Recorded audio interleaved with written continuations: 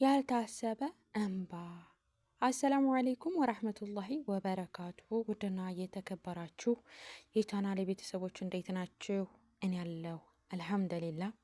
ወዳጅ ፈዳችሁ ስለምትከታተሉኝ ከልብ አድርጌ አመሰግናለሁ። ይህን ቪዲዮ ከወደዳችሁት ላይክ፣ ሸር፣ ሰብስክራይብ ማድረጋችሁን አትርሱ።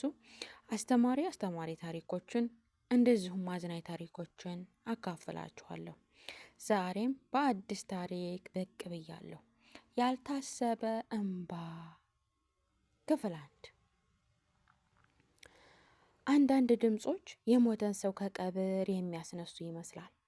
ሀና እጇ ላይ የነበረ የብርጭቆ ኩባያ አምልጧት መሬት ላይ ሲከሰከስ፣ የስብርባሪው ድምፅ በቢሮ ውስጥ ካለው የእርጋታ ዝምታ ጋር ተጋጨ። ውሃው መሬት ላይ እየተንሳፈፈ ሲሄድ ስብርባሪዎቹ በጧቱ ብርሃን ይብለጨለጫሉ ነበር። ነገር ግን እሷ ያንን የሞተ ዝምታ የሰበረውን ድምጿን አልሰማችው። ከ6 ወራት በፊት በሞት ካጣችው በገዛ እጆቿ አፈር ካለበሰችው ባለቤቷ ከአሚሮ ውጭ በምድር ላይ ሌላ ሰው ሊያወጣው የማይችለውን ያንን ጥልቅ ልስላሴ በኑር የተሞላ ድምፅ እንጂ። አሰላሙ አሌይኩም ወረህመቱላሂ ወበረካቱ።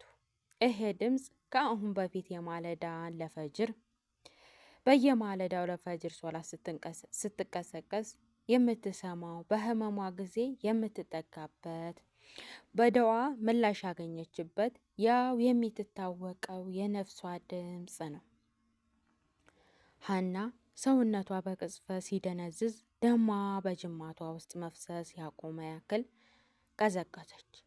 ልቧ ደግሞ ደረቷን ቀዶ ሊወጣ እስኪደርስ ክፉኛ ሲመታ ታወቃት። በድንጋጤና በፍርሃት እየተንቀጠቀጠች ቀስ ብላ ወደ ቢሮዋ በር ዞረች። እያንዳንዱ ሰከንድ አመታት የሚያከር ረጅም ሆነባት። በር ላይ የቆመ ሰው ግን አሚር አልነበረም። ረጅምና ቀጥ ያለ አቋም ያለው፣ በፊቱ ላይ ፍጹም የሆነ እስላማዊ እርጋታ ኑር የሚነበብበት እንግዳ ወጣት ነበረ። የለበሰው ንጹህ ነጭ ሸሚዝ ልዩ ግርማ ሞገስ ሰጥቶታል። እርምጃው አይቸኩልም። እይታው መሬት ላይ ነው።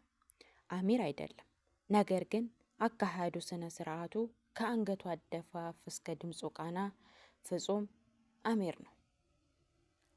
የማዕከሉ ዋና ዳይሬክተር የሀናን መደንገጥ ፊቷ ላይ እንደ ኖራ መንጣት አላስተዋለውም።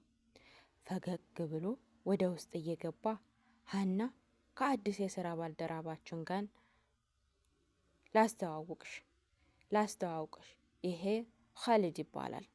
ከዛሬ ጀምሮ የማዕከላችን ዋና ስራ አስኪያጅ ትልቁ ደጋፊ ሆነናል አላት።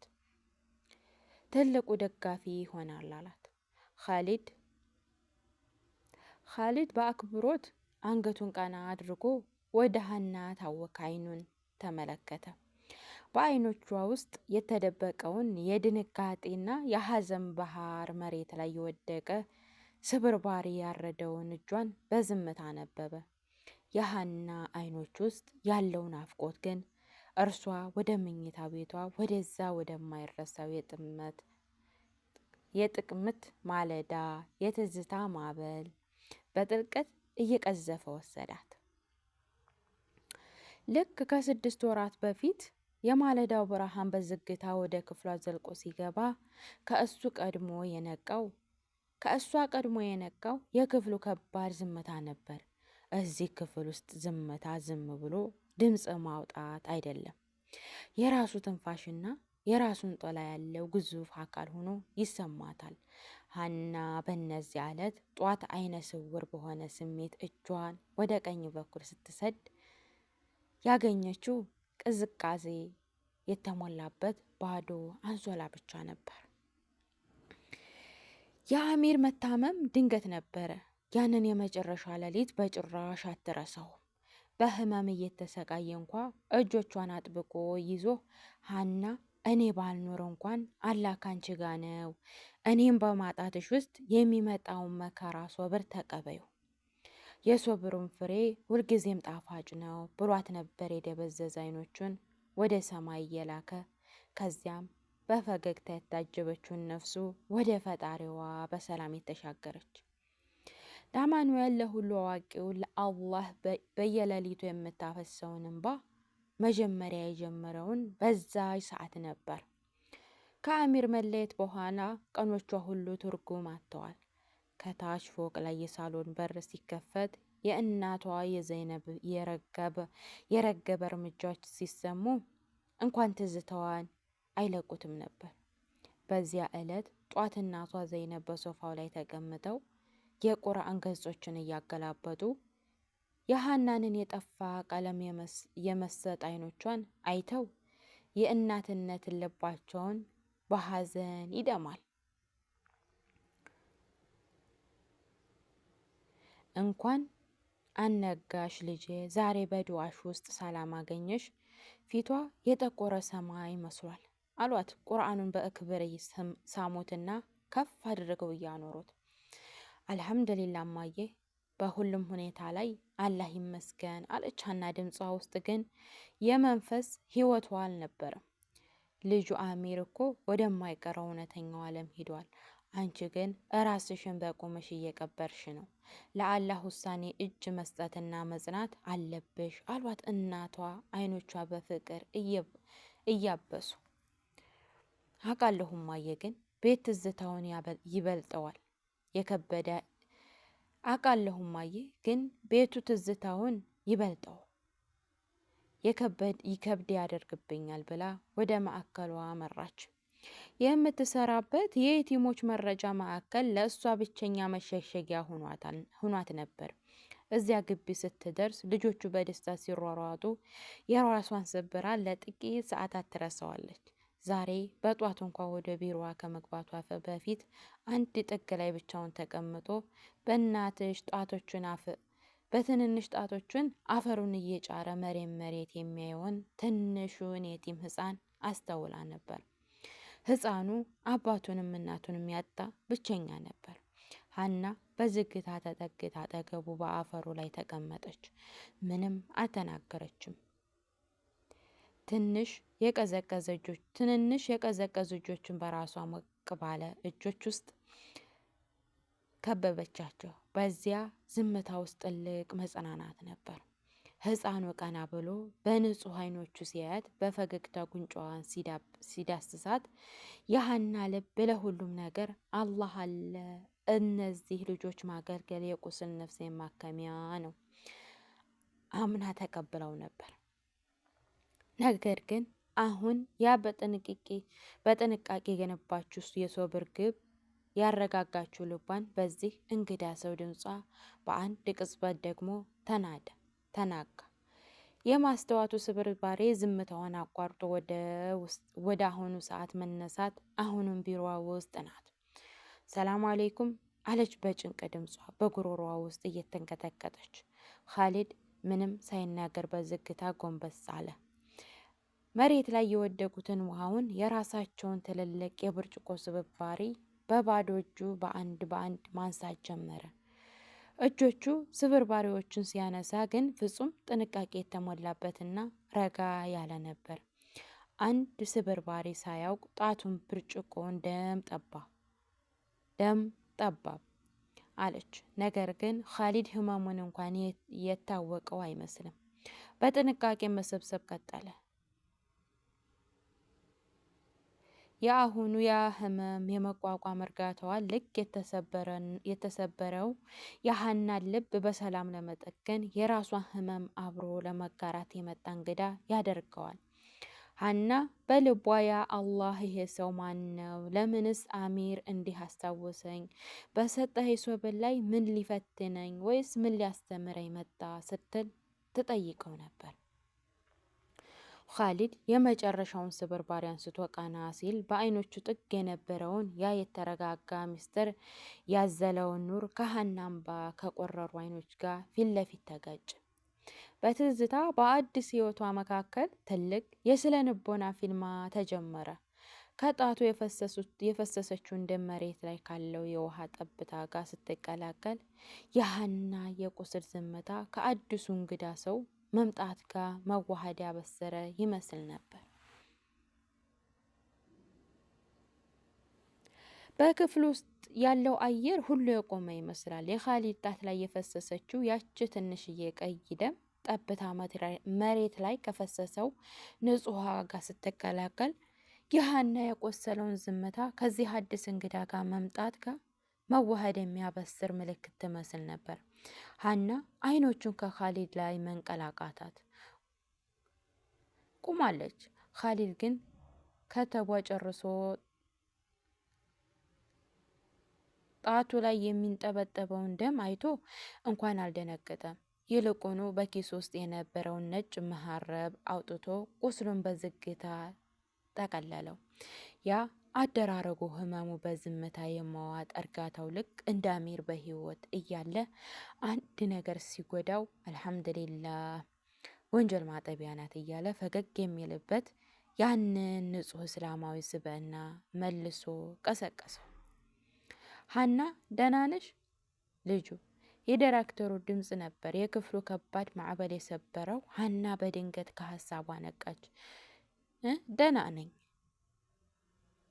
ደህና ነኝ አባባ፣ ይቅርታ እጁን አመለጠኝ አለች፣ እይታዋ በፍጥነት ወደ መሬት እየመለሰች።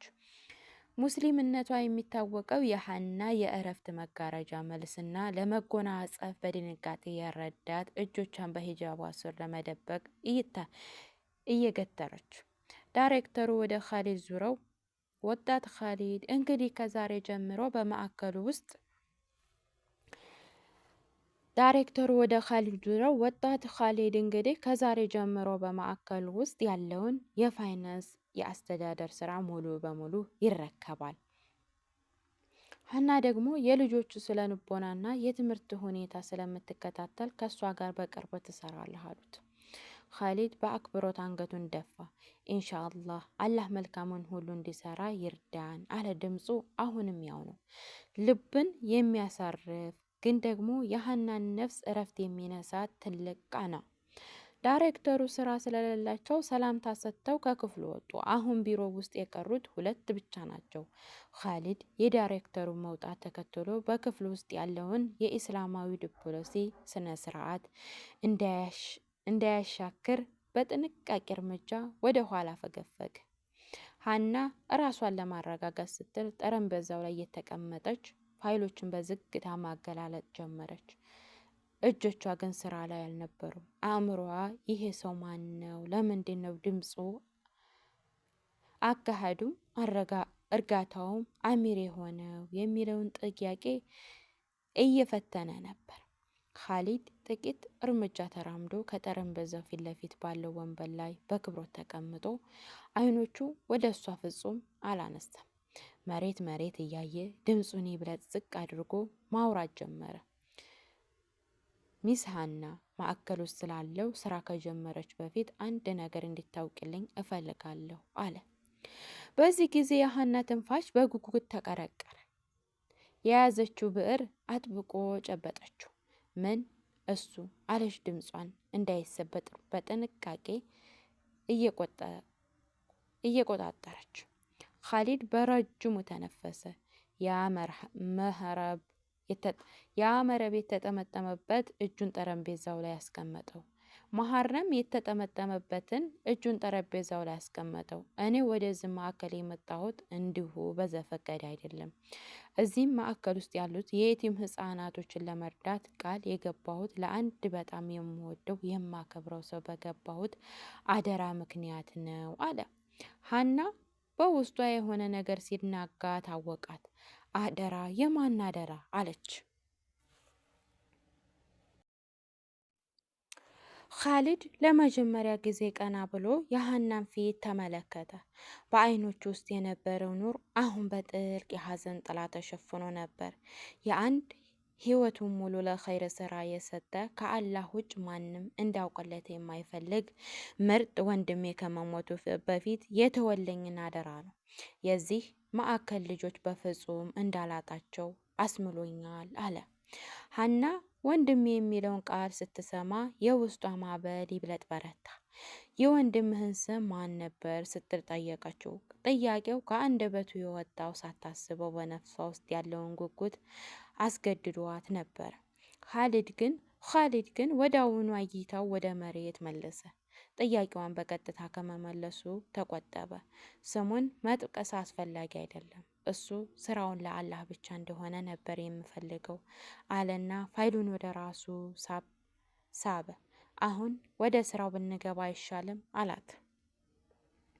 ሀና በውስጧ የነበረው ጥርጣሬ ግራ በመጋባት ይብለጥ የተውሰበሰበ ሄደ። ይሄ ሰው ስለ አደራ ያወራ አሚርም ከመሞቱ በፊት የየቲሞችን አደራ እንዲያታጥፊ ብሏት ነበር። በኻሊድና በአሚር መካከል ምንም አይነት ምስጢራዊ ክር አለ። ኻሊድም ምን የደበቀውን እየደበቀ ነው።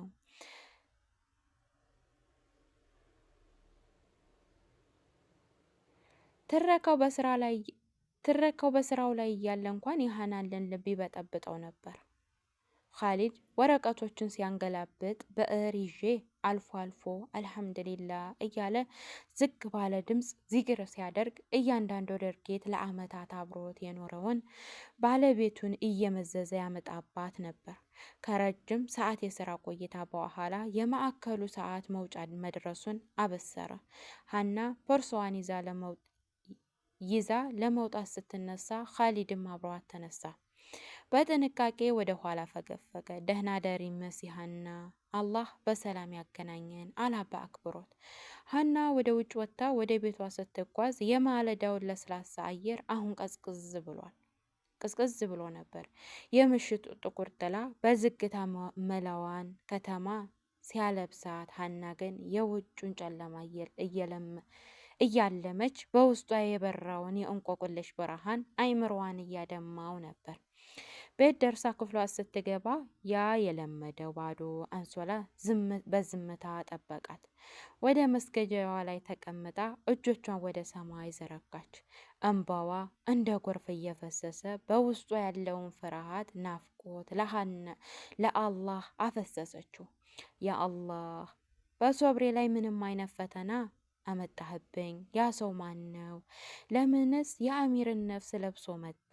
የአላህ ልቤን ከቀድር ውጭ እንዲያያይ ጠብቅልኝ አለች። ሀባይብ ስለተከታተላችሁ በጣም አድርጌ አመሰግናለሁ። በቀጣይ ቪዲዮ እስከምንገናኝ ድረስ መልካም ጊዜ ይሆንላችሁ። ይህን ቪዲዮ ከወደዳችሁት ላይክ፣ ሸር፣ ሰብስክራይብ ማድረጋችሁን አትርሱ።